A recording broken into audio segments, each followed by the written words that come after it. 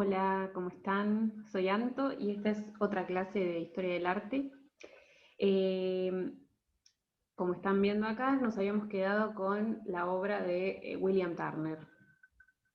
Recordamos que estábamos viendo el periodo del romanticismo y específicamente lo que es el romanticismo inglés. Y habíamos comenzado con este artista que es muy conocido y que además tenemos que pensarlo como aquel que ha sentado bases para el arte moderno. ¿Sí? Esta obra se llama Tormenta de nieve en alta mar.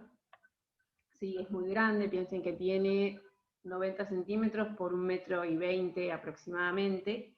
¿Y por qué les muestro esta? Para, digamos, terminar con la reflexión de la semana pasada sobre Turner, sobre esta obra que se vuelve casi abstracción por momentos. Si nosotros no tuviéramos un título, hasta podríamos no saber si ponerla del derecho, del revés, ¿sí? O sea, podemos, acá se distingue un barco, una especie de embarcación con unas luces, pero podríamos prescindir de que eso es un barco si lo giramos y se vuelve más del siglo XX. ¿Sí? Entonces, quería resaltar esa importancia de Turner. Ustedes saben que en ese momento había un marchand, que incluso también era escritor, que se llamaba John Ruskin, que después es importante que recuerden el nombre porque después cuando veamos a los prerrafaelitas, John Ruskin está ahí también criticando a todo el mundo.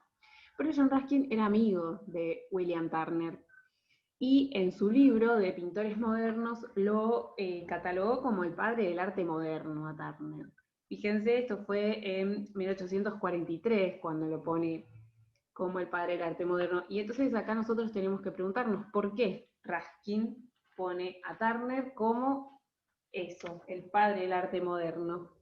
Entonces, si nosotros observamos esta obra, lo que vemos es movimiento, ¿sí? Este movimiento como marítimo, que vemos acá, este movimiento de aguas.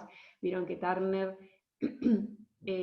muchas veces representaba el agua, pero también fíjense cómo usa el material, que en general este es óleo, pero bueno, también usaba acuarela. Entonces también cuando observamos la obra tenemos que pensar cómo el artista está usando el material, en este caso, como yo les digo, muy matérico, mucha cantidad, y en uno de sus escritos John Berger va a decir que Turner pintaba violentamente, o sea, él percibía la naturaleza violenta y lo imprimía sobre el lienzo también de forma violenta. Entonces, esto es muy interesante poder observarlo. Eh, Obviamente sus obras eran muy avanzadas para la época, como habíamos visto y dicho. Eh, entonces muchos no lo comprendían, ¿sí? Esta cuestión de la mancha, de la intención de la mano, ¿no? Esta cosa del gesto que nosotros hoy decimos, uy, mira qué gestual esa pintura. Sin embargo, en este caso todavía no era la moda, entre comillas, no había artistas que hacían esto, entonces Turner tuvo mucho más éxito con sus acuarelas, no tanto con sus óleos. Igualmente, como artista, Turner tuvo éxito durante toda su vida, no fue un Van Gogh incomprendido, para nada. Eh, Vieron que en los diarios hacían críticas de los pintores y las exposiciones, y sobre esta pintura un agente de prensa dijo que era una masa jabonosa con aguacal. Esta pintura era eso, una masa jabonosa con aguacal. Ahora sí entramos a un mundo del arte, si lo comparamos con lo que hemos visto del Renacimiento, del Barroco, mucho más social, ¿sí? Ya todos pueden opinar, hay una necesidad de diálogo del artista con la sociedad y ya no hace falta que un cura, un papa o un gran aristócrata encargue cosas, sino que los artistas van a empezar a trabajar por sus propios medios, ¿no? Eh, y bueno, la idea entonces era que Turner no se va a guiar por seguir un naturalismo de las obras, o sea que si pinta un barco, que se note que es un barco, sino dar la impresión de que es un barco. ¿Sí? Acá está dando la impresión de que es una tormenta con mucha nieve, con agua de todos los costados, con viento, huracanado. Entonces es eso, ¿no? Dar la impresión. Y esa palabra, impresión, después, obviamente, con el impresionismo, se va a hacer notar, ¿sí? Entonces, no estamos diciendo que Turner es una influencia directa del impresionismo, no, pero sí ayudó a que se desarrolle una pintura de paisaje con más importancia y con nuevas ideas sobre lo que es la pintura en sí, ¿no? Sobre la materia.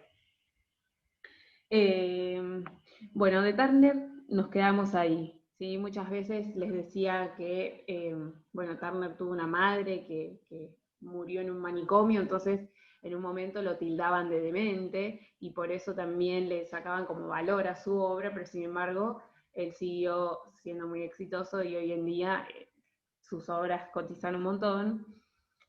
Y bueno, les quería dejar con una frase que un crítico le había dicho sobre uno de sus barcos. Le dijo que sabía bien que los barcos tenían ojos de buey, señor Turner. ¿Por qué no le pintó un ojo de buey al barco? Y Turner respondió: yo me dedico a pintar lo que veo, no lo que sé. ¿Sí? Ahí tienen excelente la frase de Turner. Lo que ve, no lo que sabe. Y es un poco los errores de dibujo que en general tienen los principiantes de dibujo, es eso. Saben que, por ejemplo, en una mano hay 5 dedos y los dibujan todos, pero quizá en la pose en la que está la mano no se ven todos los dedos y no hay que dibujarlos. ¿Sí? Bueno, después recuerdan que Turner admiraba mucho a un pintor, Claude Lorraine, que me faltó pasarles las imágenes, así que les voy a mostrar 2 o 3 obritas al respecto.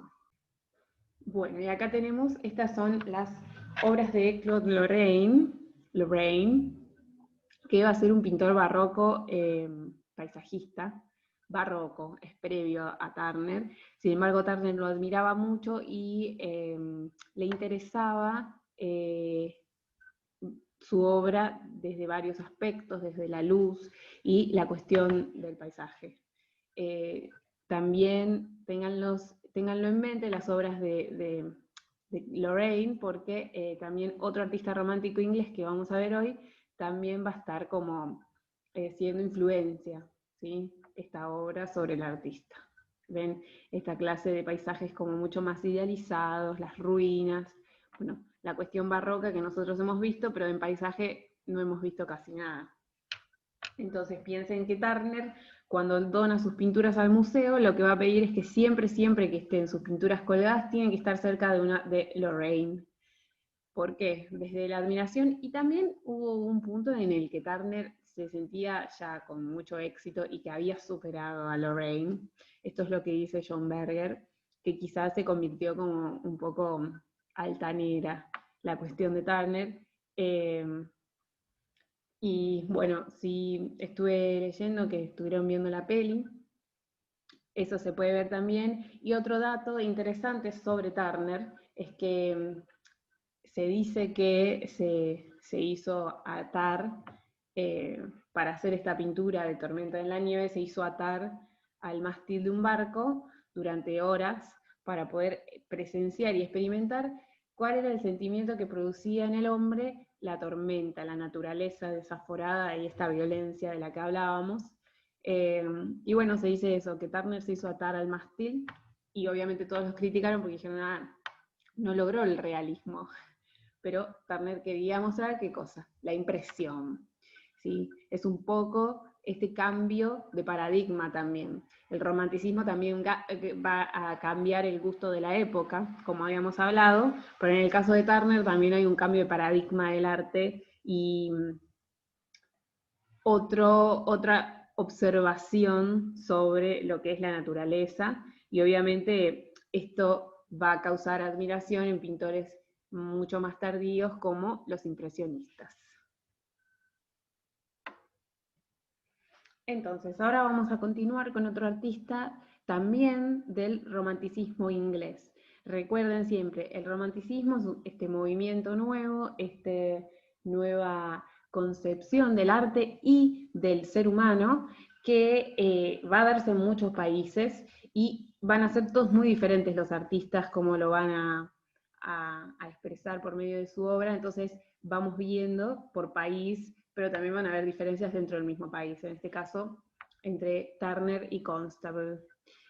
John Constable, quizás lo conozcan, en realidad, a diferencia de Turner, Constable se quedó siempre en Inglaterra, Turner viajaba mucho, eso también es una cuestión interesante en su obra, la presencia del agua y de los viajes. Constable no, Constable se quedó toda su vida en Inglaterra y su obra, acá como les puse, va a ser fundador de lo que se llama la Campiña Británica. En realidad él lo que va a hacer es pintar sobre la vida campestre británica, pero intentando no idealizar, ¿no? Entonces ahora vamos a ver cómo son sus obras, y él va a decir que no quería seguir la tradición, sino que quería pintar lo que veía, ¿sí? Lo que veía con sus propios ojos, eso era lo que quería pintar. ¿Sí? Y bueno, junto con Turner van a afianzar lo que es la idea del paisaje. Entonces, esta es una frase interesante de Constable que les quería mostrar, que dice: hay espacio suficiente para un pintor normal. El gran vicio de nuestra época es la audacia, el intento de hacer algo más allá de la verdad.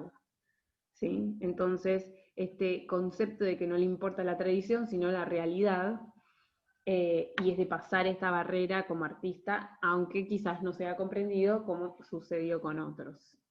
¿Sí? Entonces, bueno, estamos alrededor de estos años. Lo que tienen que saber de Constable también es esta idea de que van a ser todos paisajes rurales. ¿Sí?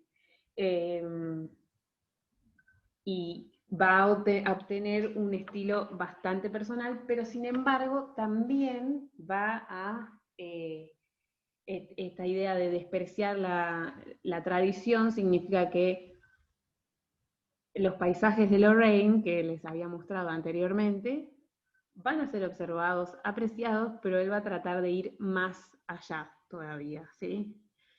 Entonces, ¿él qué va a usar? Va a usar colores cálidos, ¿sí? Perdón, vuelvo. Constable desprecia la tradición, ¿sí? Entonces, perdón, ocurren lapsus. Desprecia la tradición y por eso mismo él lo que va a hacer, la mayoría de los pintores, ¿por qué hablo de la tradición? La mayoría de los pintores de paisajes, desde el barroco más o menos, lo que hacían era salir de excursión, eh, pero no tomaban apuntes, solamente observaban. Y después era todo un trabajo en el taller. Obviamente, sabrán, espero, que la cámara de fotos todavía no estaba inventada, entonces lo que les quedaba era como un recuerdo. Por eso mismo a veces las imágenes eran muy idealizadas porque no estaban viéndose la realidad, sino que era el recuerdo de esa realidad. Entonces Constable, cuando decimos que desprecia la tradición y que va a ir más allá, va a salir a tomar notas del natural y va a pintar en los exteriores, y esto va a ser lo que va a poner el sello de cambio en esta obra con respecto a las, por ejemplo, de Claude Lorraine, ¿sí? Va a lograr captar algunos momentos muy interesantes de las luces, y sobre todo Constable es conocido por ser el famoso pintor de las nubes. Vamos a ver sus estudios sobre nubes, pero hacer un estudio de nubes requiere rapidez porque el viento se la lleva, etc., y mucha observación del natural, cosa que los paisajistas anteriores a él no lo hacían. Ahora, si nosotros nos ponemos a comparar, tenemos que pensar que después, cuando ocurre el impresionismo, y lo veremos, va a haber todavía una observación de la realidad mucho más perspicaz, ¿sí? Mucho más incluso detallada. Constable se va a quedar corto, bueno, pero es el inicio de esta pintura de paisaje diferente. Yo acá les puse dos imágenes que son para comparar. Esta es una imagen de Claude Lorrain, como habíamos observado. Para Lorrain y los pintores paisajistas de ese momento, del barroco y un poco posteriores también, había como recetas para hacer nubes, recetas para hacer el agua, recetas para hacer árboles. Entonces, todo de alguna forma quedaba un poco artificial e idealizado. También de estas recetas se hablaba de formas de llevar a cabo un cuadro, una obra, y esto era la idea, utilizar siempre colores cálidos, por más que no sea un atardecer ni un amanecer, colores cálidos, y tonalidades pardas significan estos verdes, vieron el verde vejiga, el verde musgo, ocres y dorados, todo en el primer plano, y después los fondos se iban hacia el azul. ¿Se acuerdan la perspectiva atmosférica renacentista? Bueno, el barroco también la va a usar. Entonces, esta era la receta de un paisaje previo y tradicional, ¿sí? Esta era la cuestión a la que se oponía el amigo Constable, ¿sí? A esta tradición de usar siempre cálidos, de poner en el primer plano las tonalidades pardas. Entonces, él quiere ver el paisaje, por eso dice, desprecia la tradición y solo observa la realidad que ven sus ojos. Y si él está en un paisaje donde no hay colores cálidos, no los va a usar, ¿sí? A comparación con Lorraine, que, bueno, estaba atado a estos preceptos que les muestro acá. Entonces, si nos vamos a alejar así la imagen, estas son comparaciones. Perdón, acá vamos a dibujar, así queda todo claro. Acá. Esto es Claude Lorraine, ¿sí? Y este es el paisaje con este nuevo concepto de Constable, ¿sí? Constable no va a usar esto no, ¿sí? Esto sí. Entonces, esto, por más que a nosotros nos parezca, bueno, qué sé yo, usar colores pálidos, es muy importante para la época porque se acuerdan que teníamos las academias imponían mucho el gusto, no solo de los compradores de arte, sino de los hacedores de arte. Entonces era difícil salir de como ese círculo impuesto. Entonces tomémoslo a Constable como eso, aquel que quiere pasar ciertas barreras, ¿sí? Y obviamente va a influir sobre los impresionistas en el futuro, ¿sí? Bueno, acá esta es la obra El carro de Heno, ¿sí?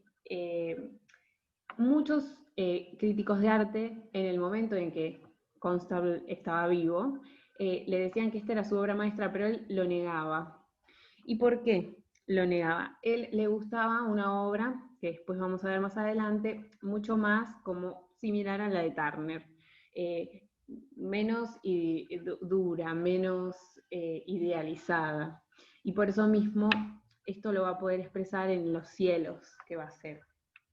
Ahora, obviamente, como era tan buen observador, sus obras van a cambiar dependiendo, bueno, la luz la va a modificar dependiendo de qué estación del año está, la hora, ¿sí?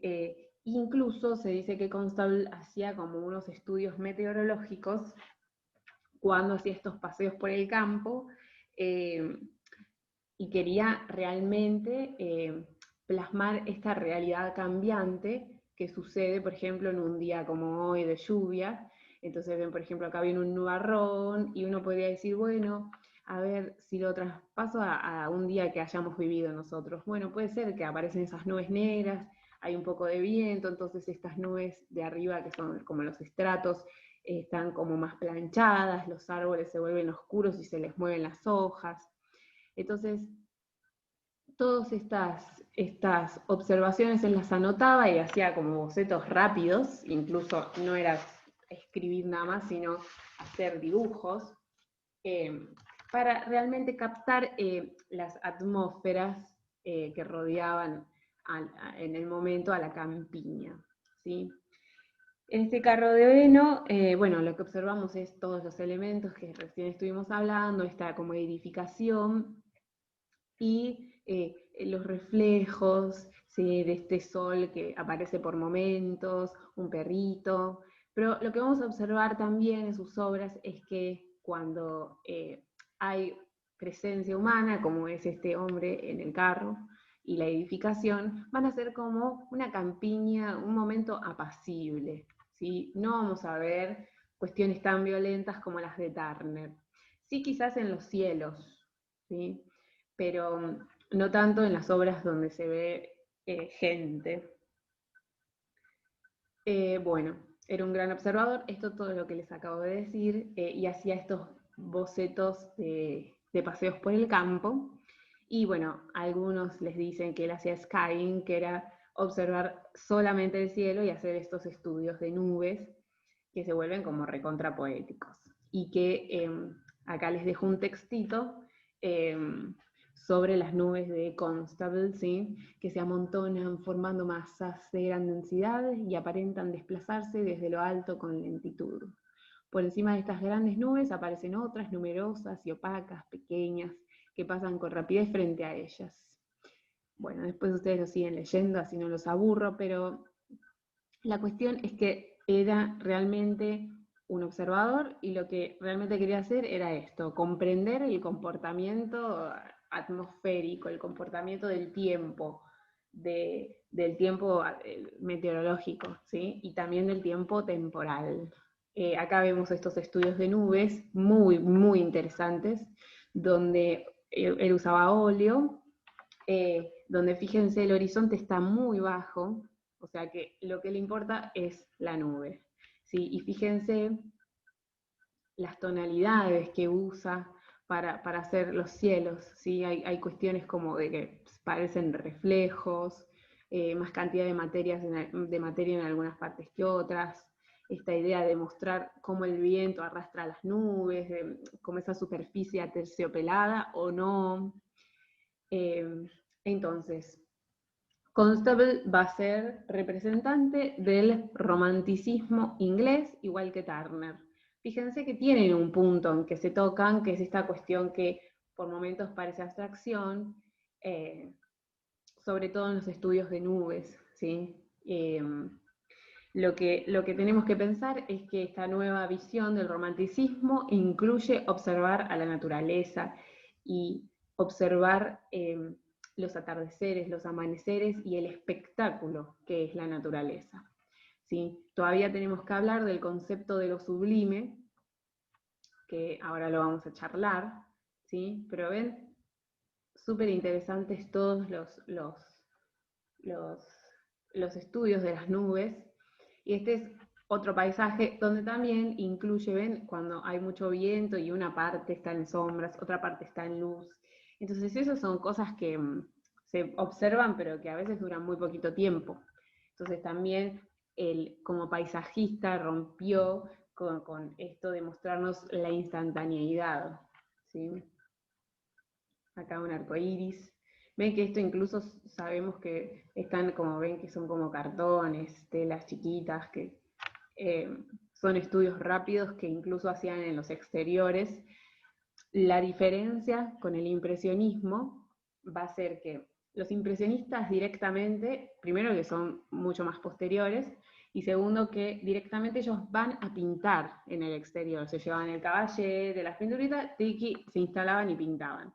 En el caso de Constable y de Turner, ellos tomaban apuntes afuera, pero después la obra la hacían en el taller. ¿Sí? Esa es la gran diferencia que todavía no se ha roto, ni en el realismo se va a romper todavía. ¿Sí? Después también tenemos esta obra del Stonehenge, que lo deben conocer, ¿sí? Los que estuvieron en Historia del Arte del año pasado lo hemos observado, como las construcciones megalíticas. Y esta última obra tiene hasta 17 versiones, ¿sí? Y donde observamos también esta observación del cielo recontraviolenta. Entonces, bueno, este es Constable, otro representante del romanticismo inglés.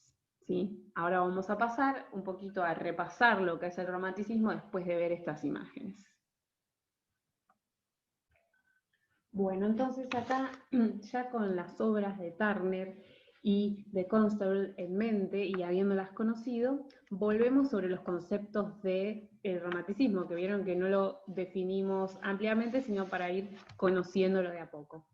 Entonces, yo esto igualmente se los voy a mandar por Facebook, no se hagan problema, esta diapositiva. Entonces, nosotros habíamos dicho que una de las palabras clave del romanticismo era la idea de libertad, ¿sí?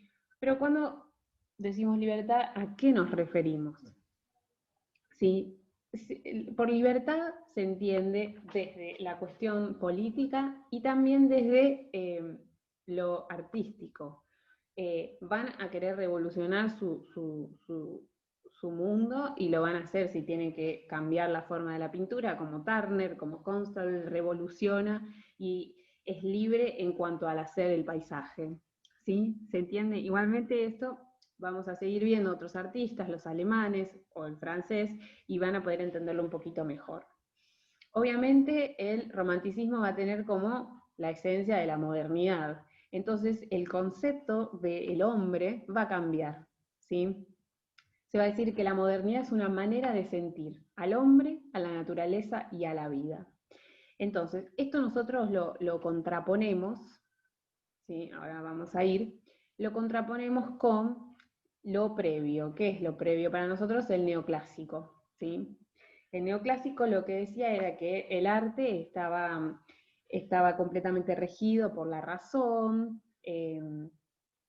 teníamos que observar el pasado, y también el neoclásico tenía como visión filosófica la cuestión de la ilustración. ¿Sí? Entonces, con el romanticismo nosotros decimos que va a haber un cambio de gusto en la época, ¿y qué se deja atrás? ¿Qué se deja atrás? Esto es lo que se deja atrás, la ilustración. La ilustración también es un momento histórico, pero nosotros vamos a ver qué puntos se dejan atrás. La reordenación del mundo, querer entender todo por medio de la razón, querer explicar todo. ¿Sí? Que la ciencia es el único camino y que lo que no se puede explicar no existe o no es válido. ¿Sí? En la ilustración no hay supersticiones, no hay metafísica, todo tiene que ser explicado, que es un poco algo de lo que nos queda a nosotros, ¿no? Todavía. Entonces, la función de la ilustración es eso, que el hombre sea el centro de todo y que también pueda dominar a la naturaleza y conquistarla, y por eso entenderla y ser superior. ¿Sí? Esto es a grandes rasgos. Si quieren leer sobre la ilustración, obviamente hay un montón de conceptos, pero esto es lo que nosotros vamos a tocar con el arte, ¿no? Entonces el romántico va a cambiar, o sea, lo que está en rojo acá es lo que se deja atrás. El romántico no, va a entender la esencia del hombre. Entonces va a entender que el hombre no tiene por qué entender todo, no tiene por qué razonar todo, y que el hombre también tiene un interior que también es inexplicable, y que va a haber cuestiones inexplicables también, como la relación con la naturaleza, ¿sí? Por ejemplo, la ilustración, si algo no tiene utilidad, no sirve, ¿sí? Bueno, es medio redundante, pero si algo no es útil, directamente la sociedad lo prescinde de eso. En cambio, el romanticismo toma como para la poética, ¿sí?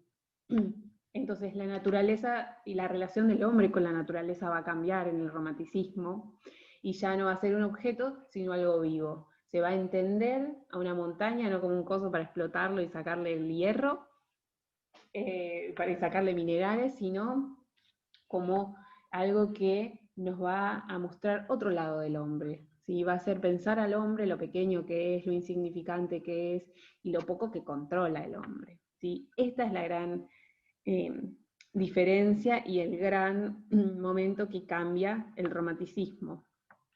¿Sí? Nosotros lo vemos como movimientos artísticos, pero también es un momento histórico diferente. ¿Sí? O sea, dejamos atrás el neoclásico, pero dejamos atrás la ilustración, dejamos atrás esto que la razón tiene que primar, ¿sí? Y se va a por un hombre mucho más instintivo, ¿sí? Entonces, estas son también palabras clave: instinto, inconsciente, aspiración al infinito. Y para los románticos de la época, crear significa aproximarse a la verdad. Esto ténganlo como algo para observar, yo igual se las mando las fotos, como para observar todo el tiempo que veamos un artista nuevo, ¿sí? Lo que es importante es que cambia la manera del hombre de verse con el resto del mundo, ¿sí? Antes el hombre, en la ilustración, o sea, en el neoclásico, en el pasado, el hombre era el centro del mundo y era superior a la naturaleza. En el romanticismo, no. En el romanticismo la naturaleza va a servir para el hombre para darse cuenta de su insignificancia, su pequeñez, ¿sí? Y cómo admiran, ¿sí? Digamos que el romántico lo que hace es rechazar ser parte de la naturaleza como un engranaje más, y lo que hace es darse cuenta de su individualidad, de su capacidad creadora, ¿sí? Bueno, después, esto también se los voy a mandar, algunos aspectos formales de lo que es los cambios sobre las pinturas, sobre todo en la escultura, los cambios formales y técnicos en el romanticismo, o sea, rechazando al neoclásico, ¿sí? Entonces, el arte debe sustentar emociones para el romántico, sí o sí, ¿sí? Predomina el color sobre el dibujo. ¿Se acuerdan que el neoclásico predominaba la línea? El tratamiento de la luz para acentuar cromatismos. ¿Esto qué significa? Bueno, Turner y Constable trabajaban sobre la luz para mostrarnos atmósferas diferentes, para mostrarnos eh, diferentes momentos del día y diferentes sucesos. Para hacer una imagen violenta, Turner tenía que usar muchos colores, valores bajos, ¿sí? En ese sentido. En el neoclásico la luz era nada más una forma de que los objetos se definan, nada más, ¿sí? Bueno, en el romanticismo va a haber mucho dinamismo, obviamente vamos a ver imágenes con mucho más movimiento, como vimos otra vez la tormenta de nieve de Turner, ahí hay dinamismo, sí hay un movimiento con el gesto del pincel y también es la intención del artista. ¿Sí? Y acá vamos a este punto, a la intención del artista, con las pinceladas rápidas. ¿Sí? Los temas. Bueno, acá va a cambiar según el país en el que estemos hablando del romanticismo. En algunos casos la historia, en otros las revoluciones, en otros la naturaleza. Eso lo vamos a ir viendo, en cada artista. También la importancia de la poesía, ¿sí? La importancia de la literatura, eso es muy importante. Bueno, y nos quedamos ahí, ¿sí? El artista se empieza a separar un poco de la academia, algunos, no todos, porque por ejemplo uno alemán que es Friedrich va a ser como aceptado por la academia, entonces, pero ¿qué va a pasar? El artista de a poco se va a ir aislando de los ámbitos como políticos, públicos y la sociedad, y muchas veces su obra puede no ser consumida, ¿sí? Entonces empieza muy de a poco, y esto también es importante, empieza a pensarse en un artista diferente, ¿sí? Empieza a pensarse en un artista ya no como habíamos pensado en un Leonardo da Vinci, sino en intelectual, un tipo intelectual que se aparta de la sociedad, y estamos muy de a poco, ¿sí? Entrando a la idea de la bohemia. ¿En el romanticismo hay bohemia? No, por eso les digo, muy de a poco. ¿Sí? En el romanticismo no hay un artista bohemio todavía, un separado de la sociedad, no. Pero la modernidad empieza a generar esta cuestión, ¿sí? En los artistas que se aparten, se vuelvan intelectuales, ya no sean tan como David, que era una figura pública y política, sino que sean más un observador y muchas veces incomprendido, ¿sí? Ojo con esto. Estamos preparando, digamos, para el futuro, pero todavía no son artistas bohemios, como los conocemos hoy en día, ¿no? Bueno, espero que no haya sido muy confuso todo esto, que se entienda. Y bueno, nos vemos la próxima con un poquito de romanticismo alemán, que tanto me gusta. Yo después le voy a mandar quiero que busquen la definición de sublime para que todos juntos podamos llegar a un concepto de sublime, a ver qué entienden ustedes, ¿sí? Bueno, les mando un beso, cuídense, espero que estén todos recontra bien. Y siempre muchas gracias por estar en las clases. Les mando un beso.